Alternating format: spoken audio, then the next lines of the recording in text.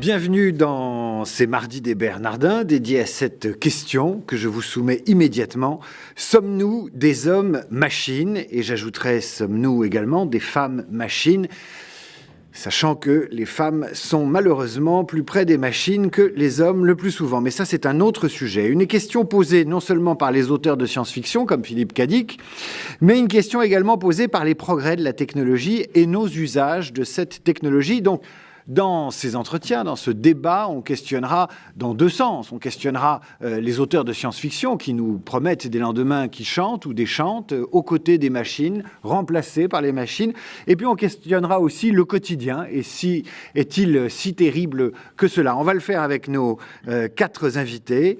On a la chance d'avoir quatre êtres humains autour de cette table. Je commence par Pascal Pic, paléoanthropologue au Collège de France, auteur entre autres du Retour de Madame de Néandertal, Comment être sapiens, chez Odile Jacob. Bonsoir Pascal. Bonsoir. Ensuite, Milad Douéhi, co-titulaire de la chaire des Bernardins, un habitué de cette maison, titulaire de la chaire d'humanisme numérique à l'université Paris IV, à la Sorbonne, auteur entre autres d'un essai au Seuil intitulé « Pour un humanisme numérique ». Bonsoir Milad. Bonsoir. Et on compte sur vous pour éclairer cette notion d'humanisme numérique. Je crois qu'on aura besoin d'humanisme ce soir. À ma gauche également, Ariel Kirou, co-scénariste du documentaire « Les mondes » de Philippe Cadic. Vous avez publié « L'emploi est mort, vive le travail », directement en lien avec notre sujet, ou une partie de notre sujet. Et aussi un ouvrage sur Google, Google God Big Brother, n'existe pas, il est partout. Enfin, à ma droite, Catherine Dufour, informaticienne, c'est important pour nous ce soir, et écrivaine, auteure de science-fiction. Elle a publié Le goût de l'immortalité, entre autres. Également des livres au titre évocateur, comme L'accroissement mathématique du plaisir. Je vous laisse imaginer à quoi ça peut correspondre, ou pas d'ailleurs. Et je ne résiste pas à citer également, rien que pour le plaisir, ce titre, Blanche-Neige et les lance-missiles. Alors que sommes-nous devenus au temps des machines, de l'invasion des téléphones portables, des smartphones, des promesses de la science, des thérapies géniques et du règne globalisé de l'ordinateur? Je vais commencer par une question simple. Je vais la poser à Pascal Pic, le paléontologue. Pourquoi je commence par lui? Tout simplement parce qu'il nous connaît depuis longtemps. Quelques milliers d'années, quelques millions d'années, Pascal. Est-ce qu'on a changé fondamentalement à cause ou grâce à ces machines? Par rapport aux machines, on ne le sait pas encore, parce que nous sommes entrés dans une troisième coévolution. L'évolution, c'est des espèces avec les populations qui les composent et qui sont en relation de manière très complexe avec l'environnement. Les parasites, les micro-organismes, les compétiteurs, les prédateurs, et ça continue. Depuis 2 millions d'années, quand les hommes commencent à fabriquer des outils, ils créent un nouvel espace. Ils deviennent transformateurs de monde. Et là, soyons très clairs, les techniques ne viennent pas que parce qu'on en a besoin. On a appris ça. On a dit que les inventions sont les filles des nécessités. En fait, il y a tout un rapport aussi en termes de pensée idéale, diraient les anthropologues comme Maurice Godelier. Et à partir de là, les choix techniques, les choix alimentaires, les manières de procéder autour des nourritures ou d'aménager l'espace vont entraîner une deuxième coévolution. Par exemple, la grande taille de notre cerveau va dépendre des inventions de la cuisson. Alors, on ne s'est pas mis la tête dans le feu, mais en tout cas, ça a changé beaucoup d'éléments dans notre environnement. La taille du cerveau oui, parce que de la taille de la cocotte ça a permis minute. de faire sauter un verrou physiologique, parce que notre cerveau consomme énormément d'énergie. Donc, ça a changé notre physiologie, ça a changé beaucoup d'aspects sur le plan cognitif. Donc, tout ça va s'entraîner. Et aujourd'hui, nous sommes entrés dans une troisième coévolution, qui est celle donc de l'impact des machines. On parle de transhumanisme, nouvelles technologies, biotechnologie, nanotechnologie, etc. Et ceci a déjà modifié notre espace et nos habitudes. Et ce qui est intéressant, c'est un vrai processus darwinien. C'est-à-dire qu'aujourd'hui, tout passe par les smartphones. Lorsque ces smartphones ont été inventés, c'était dans le registre de la téléphonie. Mais d'emblée a été mis à notre disposition des capacités sur lesquelles les usagers, ou même d'autres personnes, on peut apporter ce qu'on appelle les applications, les applis. Et là, c'est pas dans un projet initial. Il n'y a pas eu une idée en disant le progrès, c'est voilà, on va voir la voiture, on va voir le train, pour parler de choses beaucoup plus connues, et donc voilà, ceci va améliorer vos vies. Non, au contraire, comme disait Steve Jobs, je vais changer le monde, mais il ne savait pas comment ça allait changer.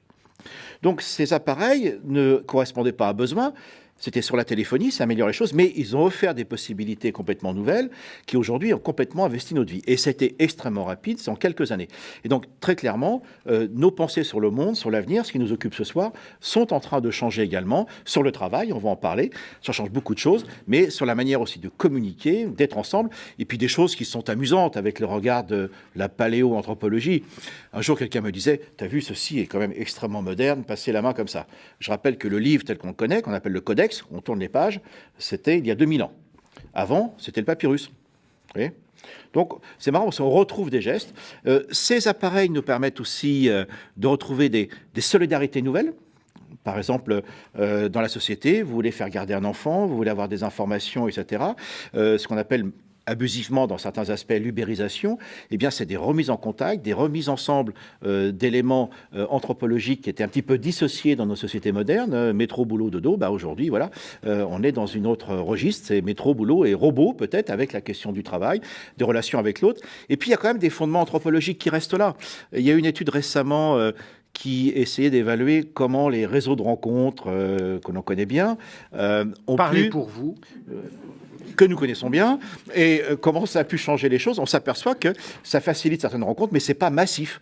Donc, ces technologies bouleversent le monde, mais elles ne le bouleversent pas, comme selon certains commentaires qui laissent croire que tout a changé, etc. Il y a quand même des éléments aujourd'hui qui font que ces nouvelles technologies ont besoin de l'éthologie, qui est l'étude du comportement, et de l'anthropologie, donc la manière de représenter ces technologies dans nos actes quotidiens. Alors, vous parlez de la coexistence, Ouais. de la façon d'utiliser, la transformation du rapport à l'espace, les parasites qui arrivent. Est-ce que vous qui voyez le temps long, est-ce que vous nous voyez physiologiquement changer? Est-ce qu'on a le cerveau qui se diminue? Est-ce qu'on a le pouce qui augmente? Est-ce qu'on a la vue qui baisse, la mâchoire qui diminue? Est-ce qu'il y a un rapport avec ça ou on ne peut pas encore le mesurer et on est globalement semblable à ce qu'on était il y a 10 ou 20 000 ans ou 100 000 ans? Alors ça, c'est un cauchemar anthropologique que vous venez de décrire.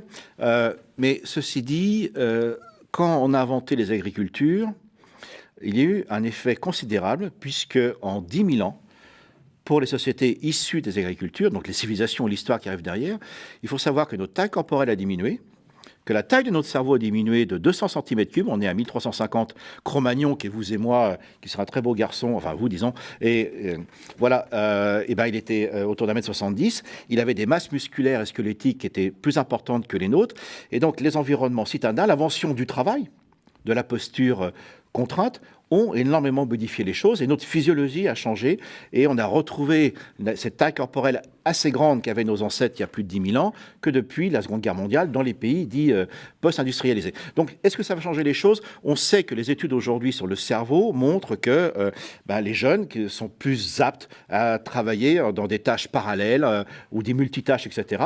Donc, c'est pas le cerveau intrinsèquement qui s'est modifié, mais le cerveau, c'est un peu comme notre iPhone. C'est quelque chose qui est là et qui est plein de potentialités qui sont en train de se révéler aujourd'hui. Il est plastique, on parle de plasticité, et donc on n'a pas changé intrinsèquement ce qu'est le cerveau, mais la manière dont se font les connexions, le développement des aires cognitives est en train de changer rapidement. Maintenant, en ce qui concerne la physiologie, là, les nouvelles ne sont pas très bonnes, puisque, comme le dit Michel Serres, on parle de petites poussettes, donc là, bon, il n'y a pas à s'inquiéter, on ne va pas avoir des pouces hypertrophiés, mais ce qui nous inquiète beaucoup, c'est l'augmentation de la sédentarité, des jeunes qui font beaucoup moins de sport que des générations comme la mienne.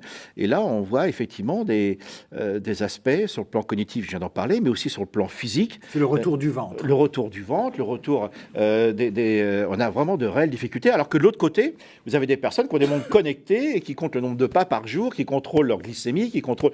Donc là, on est dans un monde qui s'ouvre complètement. Et dans un monde qui s'ouvre, qu'on appelle un espace digital darwinien, ben, vous avez des aspects extrêmement valorisés, recherchés en termes de bien-être et d'autres côtés qui ont des effets quand même, on dira collatéraux pour être gentil, mais qui en fait font baisser les statistiques sur l'espérance de vie, la santé, etc.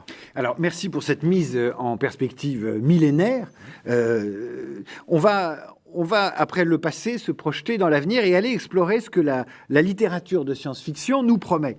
Et là, je me tourne vers Catherine Dufour. On vient d'entendre Pascal Pic. Vous êtes, vous, auteur de romans de science-fiction.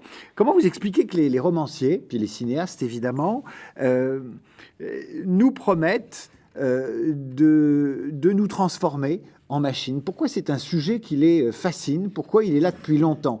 Pourquoi oui, pourquoi les héros de science-fiction vivent parmi les machines, avec les machines, communiquent avec ces machines, et parfois ont des morceaux de machines dans le crâne.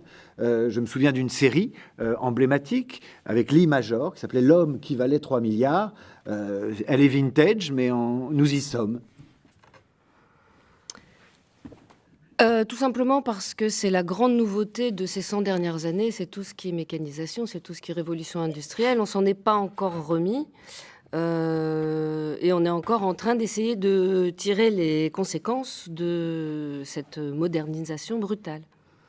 Et sur les films récents, par exemple, où on voit des hommes bioniques, des cyborgs, ces machines à forme humaine, pourquoi ça revient ? Pourquoi on ne décroche pas du genre ? Pourquoi il est là de façon quasi obsessionnelle, promettant à l'homme qu'il va être augmenté ? L'homme augmenté passe sur le plan du salaire, mais augmenté technologiquement, plus capable de faire de nouvelles choses, plus puissant. Pourquoi ça revient ? Pourquoi la science-fiction est sur ce disque rayé du Superman, d'une certaine façon ? Je ne crois pas que ça revient, je crois que c'est jamais parti. La science-fiction a une fonction, c'est d'aller voir dans les laboratoires de recherche ce qui se passe et après de projeter ce qui est dans les laboratoires et qui va descendre dans nos vies dans les 20 prochaines années et de projeter ça comme une lanterne magique sur le champ social pour voir l'effet que ça va faire.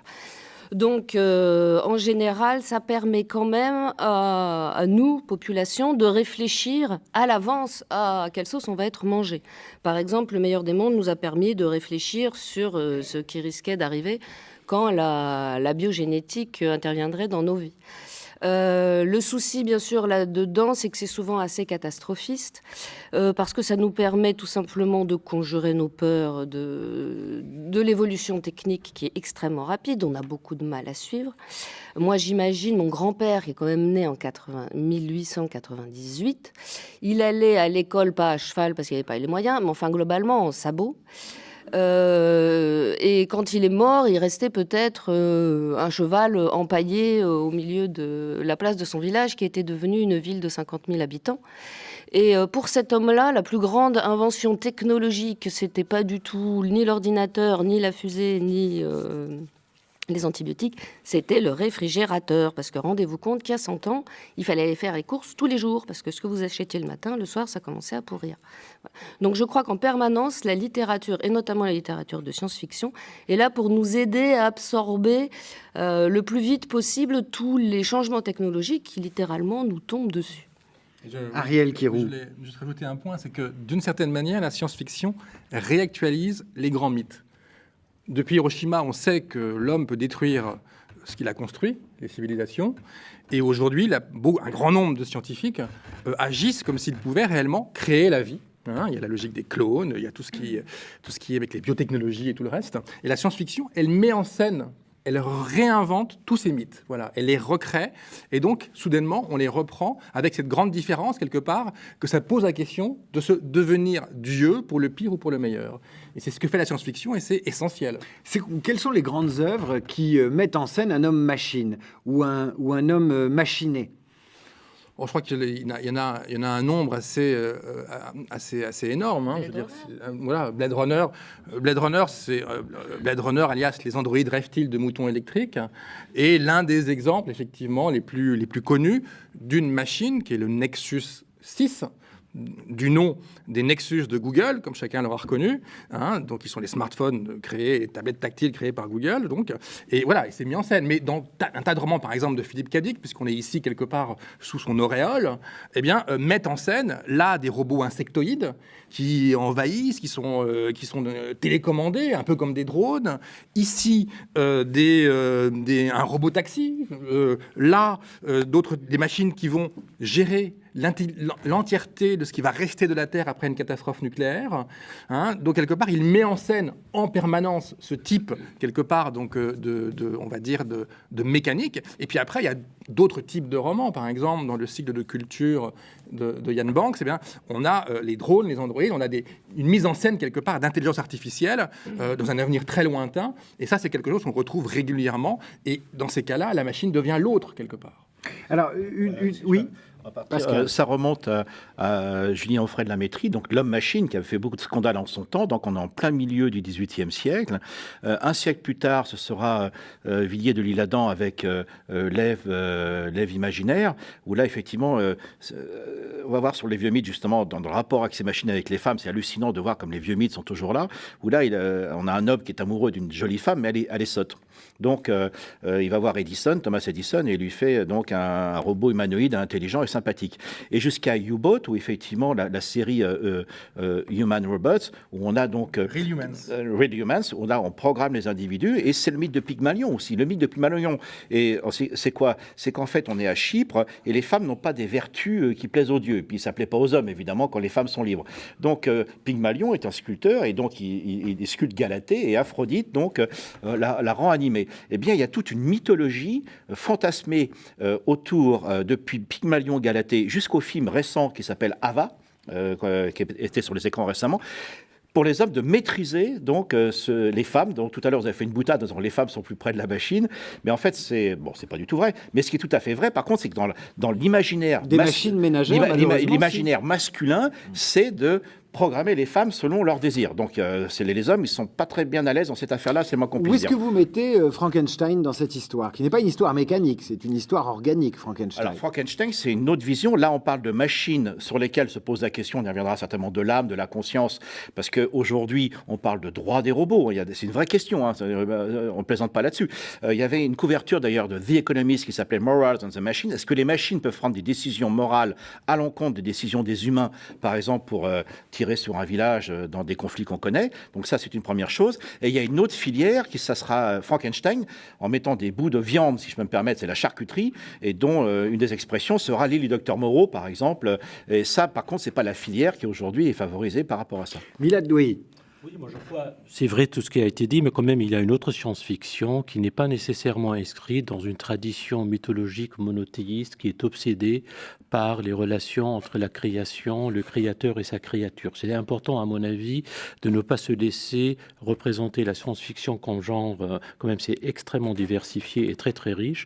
Et je crois, il me semble que surtout avec les adaptations de films de Hollywood, on est dans un scénario en gros qui est celui du golem, qui domine. Et je crois que c'est juste une partie qui est très visible, mais qui n'est pas nécessairement toujours, pour moi, la plus intéressante, parce qu'il y a d'autres science-fiction qui parlent d'autres choses. Exemple, qui racontent des histoires parallèles, qui racontent un milieu informatique, comme dans le cas de Neil Stephenson avec Snow Crash. Et il y a beaucoup d'autres récits qui ne sont pas du tout dans ces modèles de possibles potentielles rivalités entre l'humain, ses mutations, ou la création d'un robot qui va être autonome. Même dans le cas, quand on regarde Asimov, qui est le monsieur robot, il y a des variations qui sont extrêmement différentes. Il me semble qu'il y a un certain préjugé qui se transmet sans cesse, qui nous fait revenir vers des choses qui nous rassurent parce qu'on les maîtrise depuis très très longtemps. Un des aspects de Philippe Cadic qui est assez remarquable, il avait des obsessions, des anxiétés, mais néanmoins, il a toujours insisté qu'il racontait des histoires parallèles dans une vision d'une pluralité des mondes. D'où le titre de très beau. Les mondes, au pluriel, c'est très important, il me semble, et il faut insister aussi sur cette dimension-là. Quand vous dites il racontait des histoires en visant une pluralité des mondes, ça veut dire quoi? Préciser. C'est-à-dire, il imaginait que le monde qu'on vit aujourd'hui n'est qu'une émanation possible, potentielle de quelque chose qui peut exister dans des variations. À la fois, on peut le rapprocher de certaines théories scientifiques, on peut aller vers le quantique, Gödel qui a cru à la même chose, mais lui, il a fabriqué des récits avec certaines des obsessions qui étaient les siennes, qui étaient extrêmement productrices, mais c'est juste une version. Il y a d'autres aussi qui sont très, très, très importants. Ariel Kirou. Oui, c'est-à-dire, d'une certaine manière, il faisait, et beaucoup d'auteurs de science-fiction font de l'anthropologie expérimentale. Philippe Cadic, sur la fin de sa vie, également fait de théologie expérimentale. C'est-à-dire, qu'est-ce qu'il faisait? Ils imaginent une digue saute, on se retrouve dans le futur, et là, on imagine des mondes. On se met en scène quelque part pour le meilleur ou pour le pire. Donc là où les hommes de marketing vont dire demain on rase gratis, les auteurs de science-fiction vont dire à la fois demain potentiellement peut-être qu'on rase gratis, mais on risque de vous faire mal en vous rasant, en espérant qu'on ne va pas vous ennuyer, que ce ne sera pas rasoir comme histoire. Donc on voit bien que là quelque part, c'est une mise en scène où tout devient possible. Et on a absolument besoin aujourd'hui de ce type de dispositif. Et c'est vrai que Philippe Cadic est l'un de ceux qui en a expérimenté le plus dans cette logique d'univers parallèle, d'univers possible, où tout est envisageable et où on se retrouve régulièrement dans la tête de l'autre, quelque part. Que cet autre soit une amie télépathe de Ganymède ou un individu plus ou moins proche d'une machine dont on voit les rouages parce qu'on est peut-être un peu schizoïde. Et donc, c'est cette explosion des imaginaires qui est très importante et cette logique d'expérimentation des possibles. Alors, dans l'expérimentation des possibles, il y a quelque chose qui revient dans la littérature de science-fiction, c'est que l'homme qui domine la technologie devient plus productif, plus fort, plus rapide, mais que dans le même temps, plus il la domine, plus elle lui échapperait. Plus il serait dominé par elle. Catherine Dufour, dans cette science-fiction-là, cette idée de la toute-puissance qui dépasse son créateur, pourquoi ça finirait mal, finalement? Pourquoi on veut que ça finisse mal? C'est parce qu'on est dans un univers judéo-chrétien, qu'il ne faut pas être l'égal de Dieu? Alors, d'abord parce que quand on est dans un univers de littérature, et la littérature, il faut que ça se vende. Et les utopies, c'est très très difficile à écrire. Moi, j'en connais une, c'est Demain les chiens de Simak, et c'est la seule que je connaisse qui soit vraiment géniale. Sinon, une fois, avec des amis, on avait décidé de faire un recueil d'utopies. Il y a une bonne dizaine d'années, on est encore en train de réfléchir. Voilà. Si vous arrivez dans 1984 et que vous dites « Ouais, super chouette, j'ai un écran télé dans mon appartement et je vais aller me promener avec mon copain qui a une grosse moustache », il ne va pas se passer grand-chose et le livre ne va pas forcément interpeller les foules. Il faut savoir que une bonne histoire, c'est une histoire. C'est qu'il faut qu'il y ait un ressort, et ce ressort est très souvent dramatique. Je crains qu'une partie de la réponse soit aussi triviale que ça. Ariel Kirou, si la science-fiction promet des dangers importants à ceux qui l'expérimentent et qui vont au-delà de certaines limites, c'est uniquement pour des raisons éditoriales et de nombre d'entrées, de nombre de tirages, où il y a des mythes auxquels on n'échappe pas quand on confronte l'homme à la machine et quand l'homme veut tirer tous les bénéfices, tous les partis de la machine et avoir cette puissance d'automatisation qu'elle peut conférer. Non, évidemment qu'effectivement, il y a quand même aussi une liberté c'est pas Catherine qui me dira le contraire, une liberté du romancier, du créateur, de celui qui fait des films, pour mettre en scène quelque part ces possibles.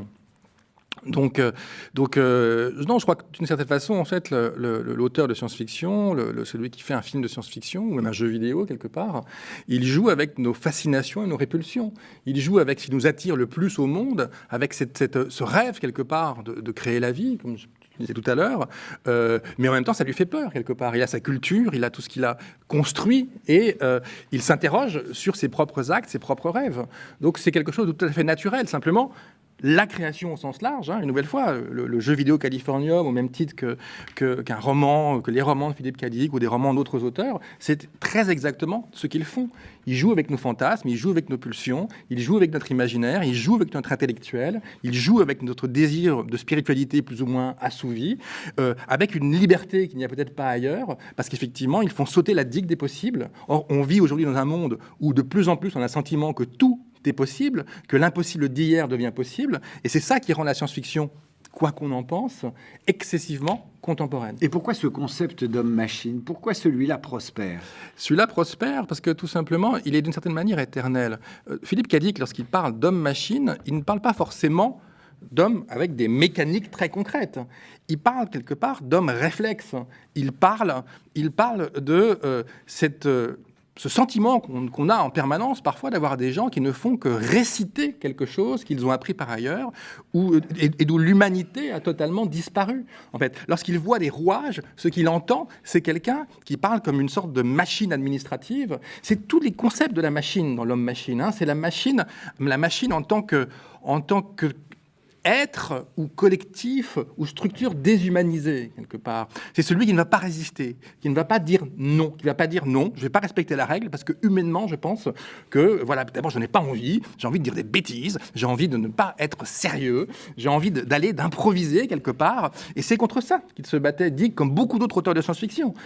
Ce qu'il préserve, c'est l'imprévisibilité. Mais il va à ce point de l'imprévisible pour imaginer qu'à un moment, les machines pourront peut-être être aussi imprévisibles. Et dans ce cas-là, peut-être qu'elles seront humaines, ou tout à fait autre chose.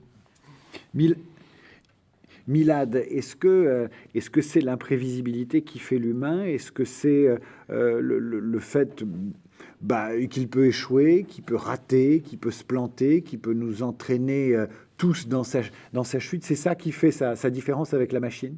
En partie, mais c'est pas seulement ça. L'humain, c'est complexe et il est difficile de donner un ou deux aspects qui le caractérisent d'une façon radicalement différente de machine. Moi, il me semble qu'il y a deux choses, si je peux intervenir. Tout d'abord, à mon sens, on ne peut plus parler de machine aujourd'hui comme on parlait à l'époque de Philippe Cadic. Parce que cette notion de machine qui a à son âge, qui correspondait à une certaine manière de concevoir la technique qui existait à l'époque, aujourd'hui est complètement dépassée par l'informatique et le numérique. C'est quelque chose de plus complexe et qui a une autre nature, à mon avis.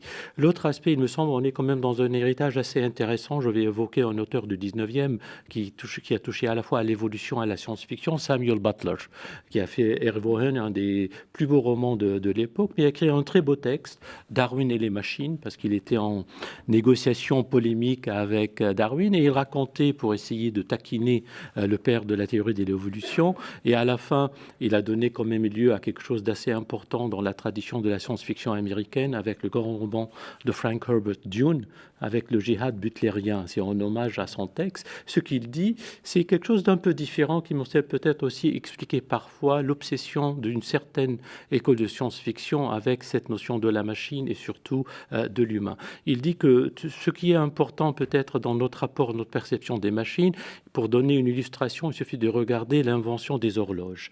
Avec leur arrivée, on a commencé à gérer le temps autrement, le travail, le lien social, le lien amoureux, le côté confidentiel et privé. Mais le pire, c'est la miniaturisation. Pourquoi? Parce qu'on a réussi à nous faire transporter sur notre propre corps cette manière de gérer. Et de là, il va essayer d'inventer et d'imaginer un scénario qui va aller un peu plus loin.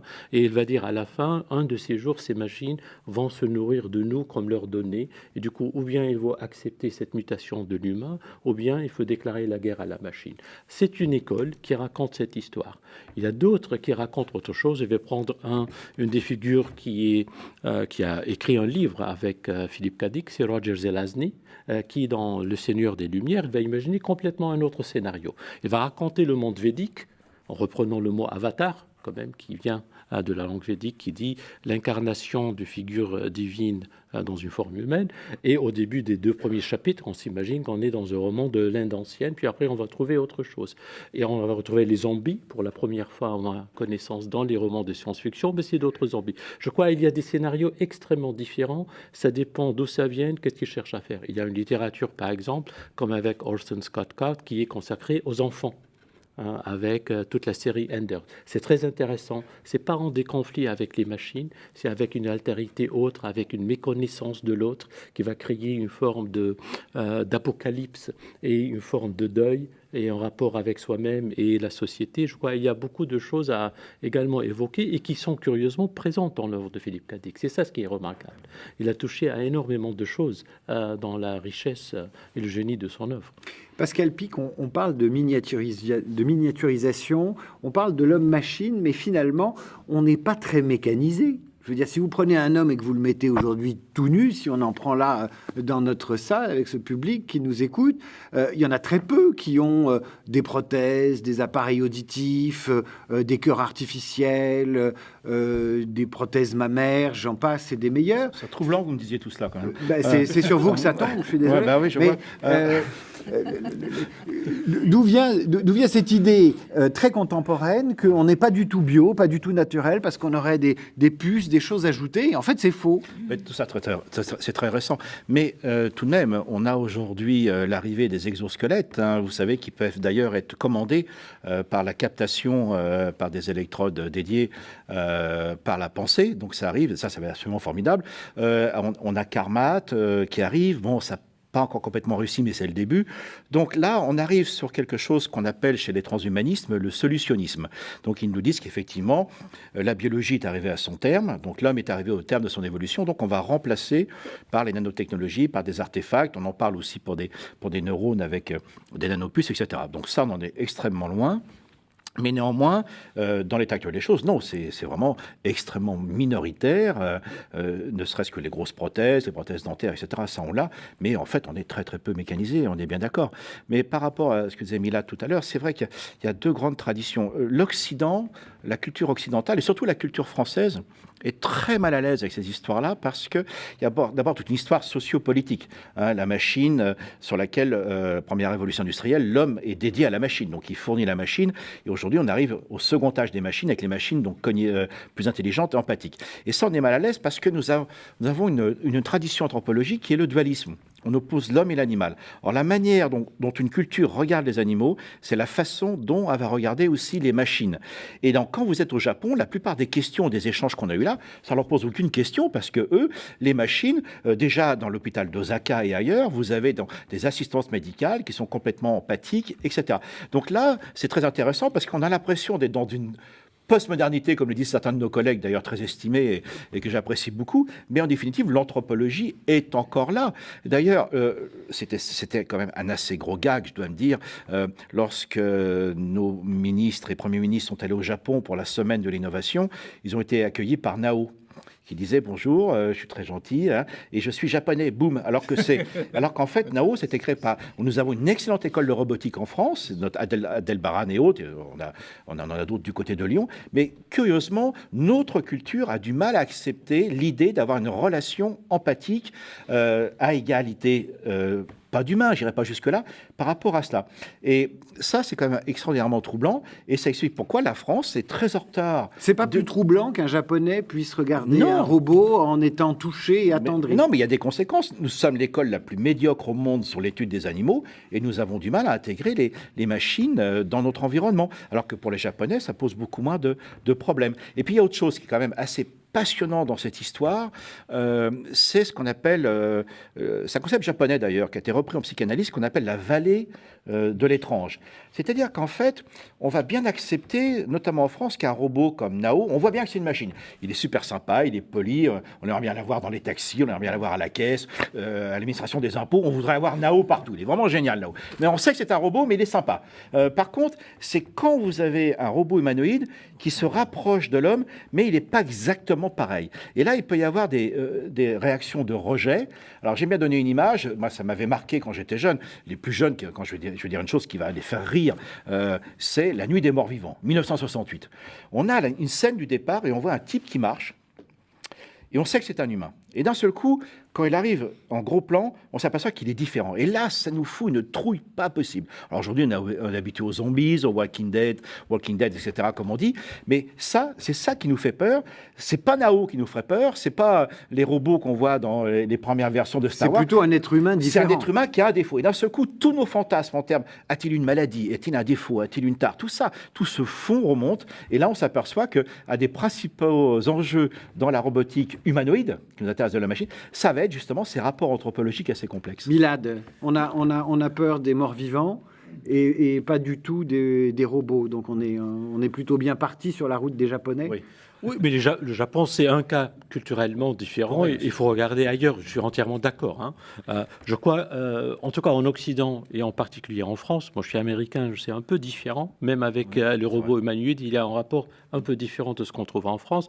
Et il me semble la question, elle est double. À la fois, il y a la question de la dissemblance qui touche notre rapport avec nous-mêmes, avec l'altérité. Et de l'empathie. Et de l'empathie, tout ce que ça peut dire. Mais au-delà de là, il me semble il y a derrière toute un imaginaire autour de l'autonomie de ces êtres, qui sont des êtres culturels. Et c'est très, très important, parce que cette notion de l'autonomie, on a tendance, parce qu'elle est associée, en gros, malgré ce qu'on sait de notre histoire, à l'humain, on a en face du robot, on a tendance à la penser comme une forme d'autochtonie. Et du coup, ça nous met en fragilité et ça crée toutes les anxiétés et les inquiétudes. Il y a tout cet aspect, il me semble, qu'il faut revenir sur l'anthropologie et toutes les dimensions culturelles qui sont associées à cette réaction. Mais également, il me semble aussi qu'en Occident, et c'est par le biais en partie de la science-fiction, mais surtout des films et des jeux vidéo, et là, il y a quand même une complémentarité très, très importante, on a témoigner depuis, je dirais, les années 40, on peut refaire une plus longue histoire, à l'émergence à la fois du corps de la machine et surtout sans accès à une forme d'intériorité. Et ça nous gêne énormément. Si je regarde un petit peu dans les films, je dirais qu'on a commencé avec la biologie et la physiologie avec le Voyage fantastique. Vous vous rappelez ce film des années 60. On a passé dans le corps du malade pour essayer de le sauver. Et avec Tron de 1982, c'est la première fois où un film se passe à 90% du temps à l'intérieur d'une machine. Et de là, on a construit tout un imaginaire avec notre propre intériorité. Et c'est là où on peut revenir sur Philippe K. Dick, où il a quand même une pensée de l'androïde qui est plus humaine que l'humain parfois, et souvent même. Je crois. C'est très très important et c'est très puissant volet de son œuvre. Il a un autre côté qui me semble un peu différent et qui a été évoqué un petit peu dimension théologique. Il y a presque une notion du sauveur, du sauveteur qui va arriver. Ça peut être souvent quelqu'un comme dans L'Homme variable qui a un rapport privilégié avec la machine. Il peut intervenir d'une façon que nul autre ne peut, et il modifie à la fois la machine pour l'améliorer et résoudre des problèmes qui ont été créés d'une façon peut-être non pas nécessairement volontaire. Je crois qu'il a des scénarios très complexes qui sont intéressants à étudier dans les détails, au-delà juste des très grandes généralisations. C'est la coévolution, en fait. Exactement, c'est exactement. On est dans Ariel. des cohabitations. Alors, ce qui est assez amusant, c'est que lorsqu'on a pensé au scénario donc, du film Les Mondes de Philippe K. Dick, on s'est dit que ce serait formidable d'aller voir un des grands professeurs japonais, qui est le professeur Ishiguro. Et le professeur Ishiguro, il a créé des géménoïdes, il a créé des robots, notamment un robot qui lui ressemble trait pour trait. Attendez, un géménoïde, c'est quoi? C'est Un jumeau géménoïde, robot. c'est un androïde quelque part. D'accord. C'est vraiment un robot qui ressemble à un point inouï à un être humain. Et ce qu'il a fait en plus, donc le professeur Ishiguro, c'est que il en a fait un qui est exactement son sosie. En fait. Bon, mais vraiment très exactement. Et qui d'ailleurs dans une conférence était à côté de lui. Au début, il l'a laissé parler lui. En laissant parler à distance pour que les gens croient que c'était lui. Et ça, effectivement, pour nous, c'est excessivement effrayant. Et ce qui est encore plus drôle, c'est que je parlais de la logique d'expérimentation. Il explique, le professeur Ishiguro, qu'il expérimente avec ses robots les humains.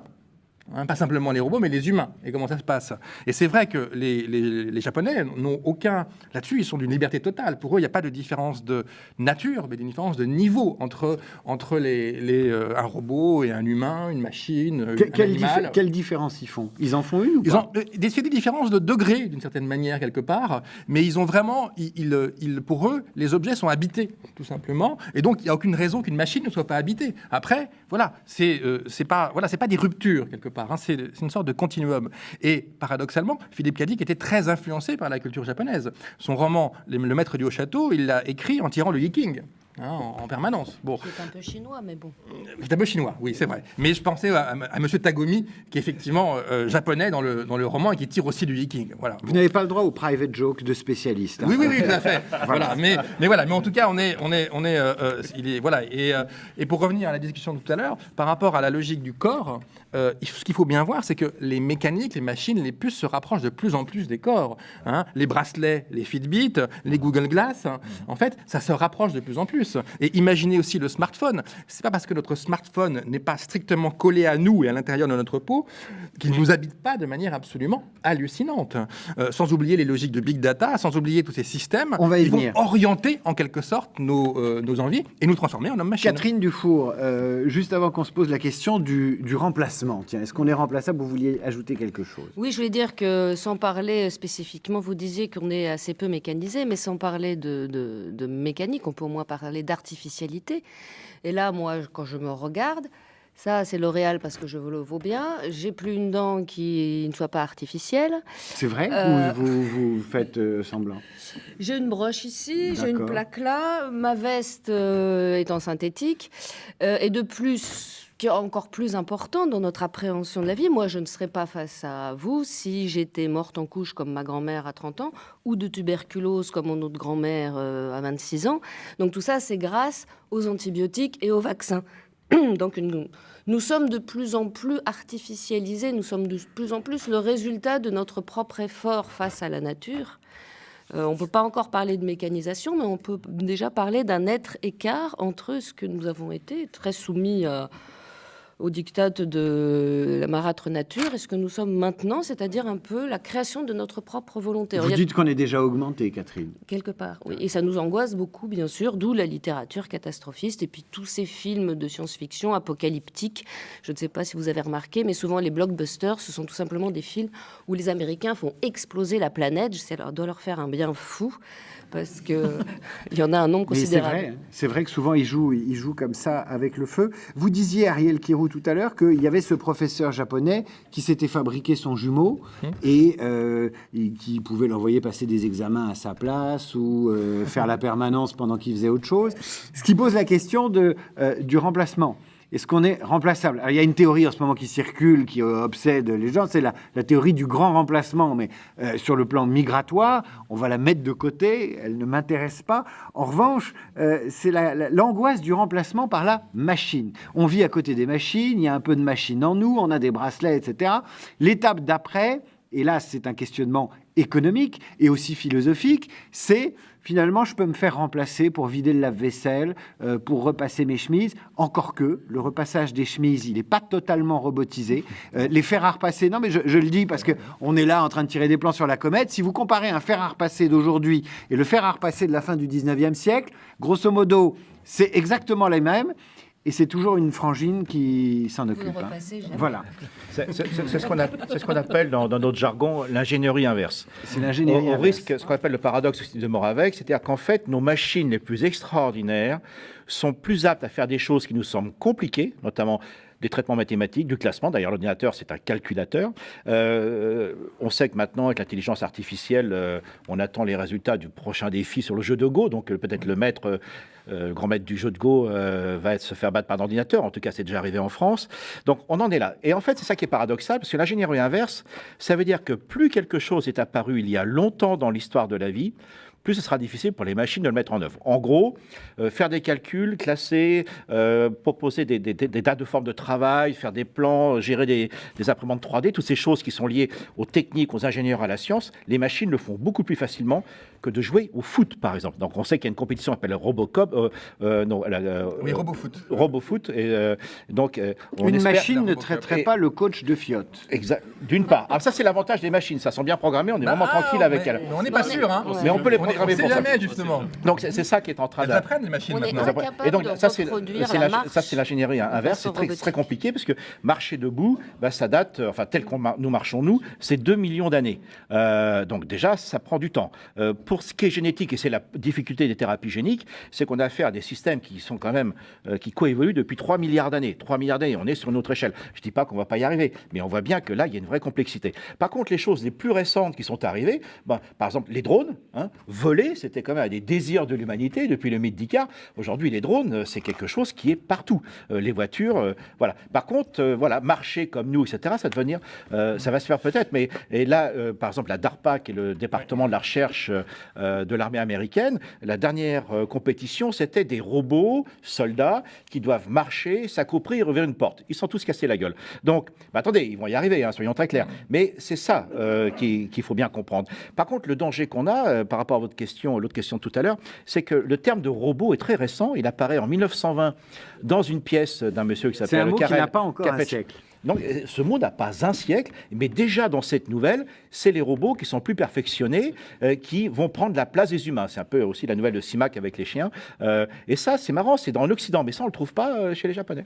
Mais dans cette logique de remplacement, ce qu'il faut bien voir, c'est que la science-fiction crée des métaphores. Mais réfléchissons. Aujourd'hui, c'est compliqué de remplacer une femme de ménage pour un robot. C'est très compliqué parce qu'elle est dans les coins, en tout cas si elle est brillante. Bon.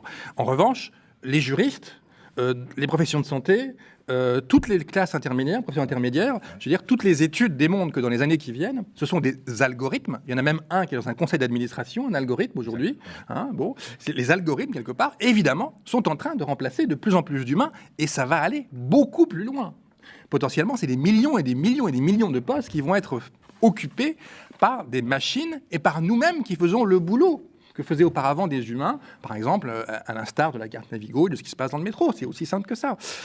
Et donc, quelque part, la science-fiction crée la métaphore de ce remplacement et le met en scène au travers, effectivement, d'un robot plus ou moins humanoïde. Mais la peur qui est derrière, c'est d'être remplacé par tout type de machine. Parce que la réalité qui est en train de se jouer là, c'est exactement ce phénomène-là. Et c'est pas un hasard si Google a racheté en 2013 8 sociétés, dont une japonaise et des américaines de robotique. Et on parlait tout à l'heure donc, de ce qui est arrivé il y a très peu de temps, à la toute fin de l'année dernière, qui est un joueur de Go, un grand champion européen, pas le grand champion de tous, européen, qui a été effectivement battu par une machine de Deep Vision, qui est un laboratoire de Google. C'est inouï parce que au jeu d'échecs, au bout d'un moment, la logique de calcul peut suffire, mais au jeu de Go, c'est impossible. Il faut que la machine apprenne par elle-même. D'une certaine manière, il faut qu'elle ait une propre subjectivité de joueur de Go. On se dit c'est impossible, c'est infaisable, c'est autre chose, c'est peut-être pas l'intelligence humaine, c'est sans doute pas l'intelligence humaine, loin de là, mais c'est en tout cas plus que la simple capacité de calculer selon un programme. Et elle a gagné. Et elle a gagné, voilà. Elle a dominé le championnat. Elle a dominé, voilà. Elle l'a complètement dominé. Et les gens n'arrivent pas à comprendre parce qu'il y a des milliards et des milliards et des milliards de possibilités dans le jeu de Go. Et les concepteurs de la machine, vous parliez du réparateur, du gars qui va expliquer. Il n'y a pas un type qui va venir la reprogrammer pour qu'elle perde la prochaine fois et qu'on soit tranquille? Non, mais c'est notre espoir, on va dire. Mais je ne suis pas sûr que c'est nécessaire. Hein. Mais quand même, il faut rappeler que ce modèle de l'apprentissage, qui n'est pas seulement un modèle de l'apprentissage de règles de calcul stratégique, a été aux origines de l'informatique. C'est déjà chez Turing, on a déjà ce modèle, von Neumann a développé, également Norbert Wiener, et ça continue aujourd'hui. À mon avis, mais peut-être je suis dans la minorité aujourd'hui, on est dans une phase de surexcitation autour de ce qu'on peut appeler une gouvernance algorithmique qui va venir, avec une obsession que l'intelligence artificielle va nous déplacer de notre statut privilégié et particulier. Ce qui ne veut pas dire que l'intelligence artificielle, qui veut dire plusieurs choses en même temps, hein, parce que ça quand même décrit un champ très très complexe et très très riche, ne joue pas un rôle déterminant. Mais il me semble qu'on a quand même également des scénarios qui sont de 1984, ce qui ne veut pas dire qu'il n'y a pas de surveillance, mais c'est toujours ça. Pourquoi je dis ça? Parce qu'il me semble qu'il y a une particularité qu'on oublie toujours avec l'informatique, que le code, il est hackable.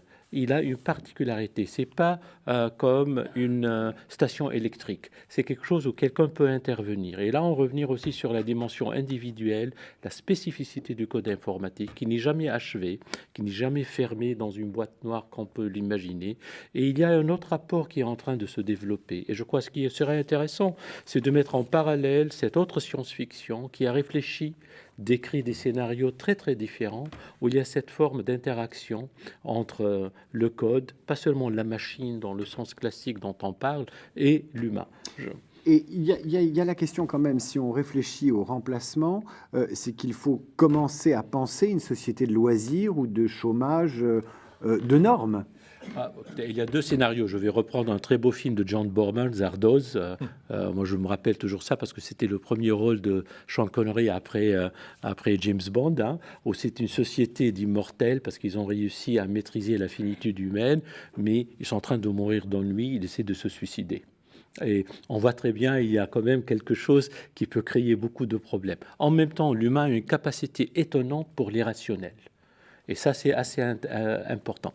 Par contre, c'est quelque chose qui a été observé par des gens comme le roi Gourand. Un des dangers possibles au potentiel avec l'automatisation puissante, on va dire des algorithmes, c'est l'appauvrissement de la possibilité de l'expression irrationnelle. Et ça, je crois que c'est quelque chose d'assez intéressant. Parce que là, on touche à quelque chose de fondamental qui est quand même assez important. Pour revenir à votre question avant, qu'est-ce qui est de l'ordre de l'humain, si vous voulez. Oui, parce que l'enjeu quand même majeur, ce qu'on essaie d'éviter, c'est les fabriques du conformisme. Il y a les fabriques du conformisme à l'ancienne, avec la carotte et le bâton, et maintenant, on a des fabriques du conformisme technologique. Effectivement, c'est quoi le conformisme technologique? On est dans le confort, on a la sécurité, on est conseillé par son bracelet, on est guidé en permanence, on suit des gens qui ont le même profil que nous, en fait, nourrissent les possibilités. Mais personne ne fait ça. Personne ne fait ça. personne ne fait ça pour l'instant, effectivement. La spécialité, c'est de dire que ceux qui sont connectés, qui sont sur Facebook, sont tous cons et se suivent, etc. Mais en fait, on trouve jamais le vrai con, parce qu'on est tous différents. Et parce qu'on est tous cons aussi, à notre façon, totalement imprévisible, c'est pour ça.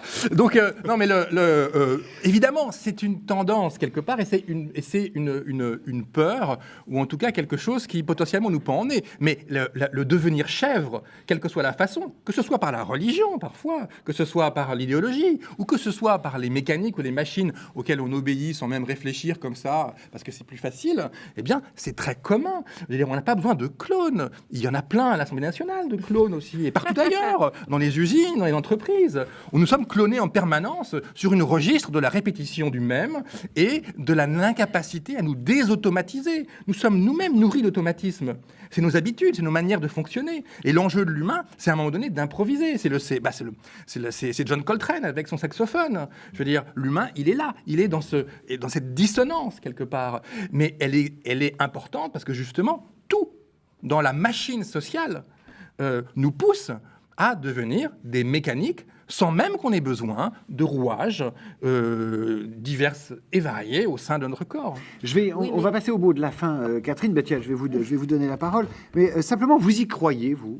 Vous y croyez à cet homme ou à cette femme machine? C'est des carabistouilles, on joue à se faire peur, on joue avec le futur, ou vous croyez fondamentalement au concept? Alors qu'on soit écrabouillé par les machines, c'est une chose qui est en train de se faire. On rêvait que les robots nous libèrent du travail. Résultat, les robots nous libèrent du travail.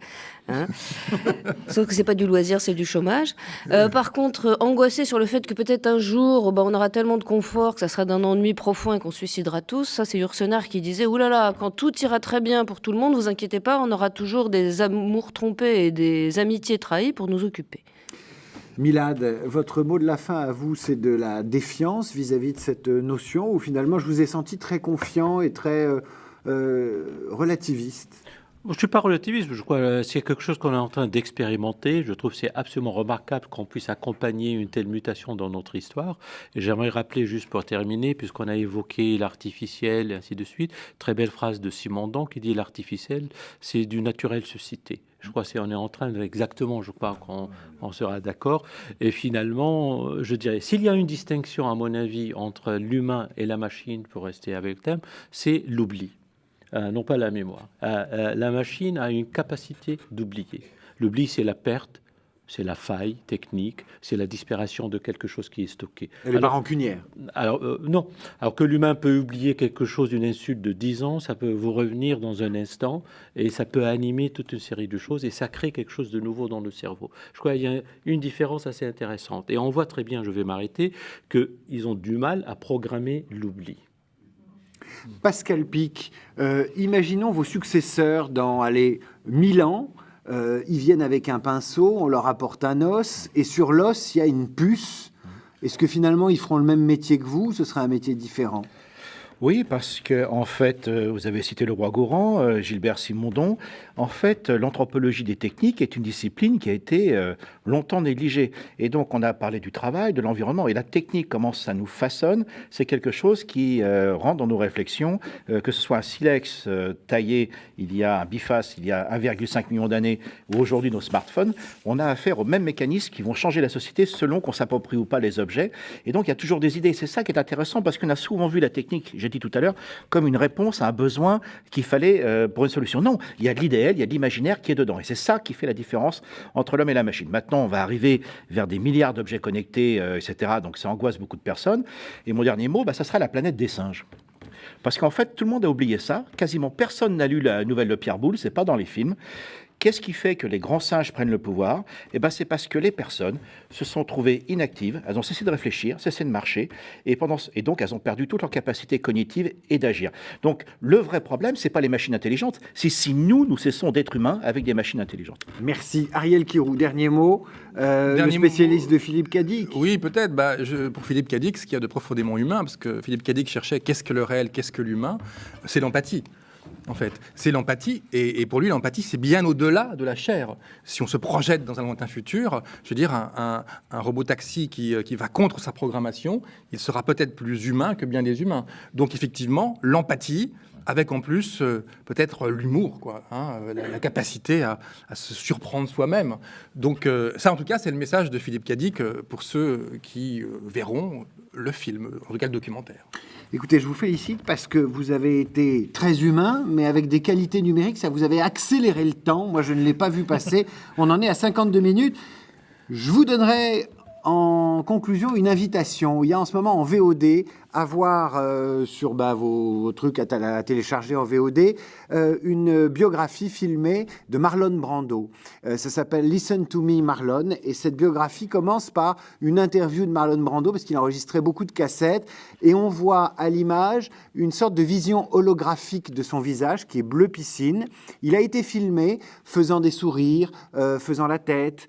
Et derrière, il y a des cassettes qu'il enregistrait. Et Marlon Brando dit sur ces cassettes qu'on est venu lui digitaliser la figure dans son lit. Il était gros, il pissait au lit, il n'en pouvait plus, il avait près de 80 ans. Ça allait très mal.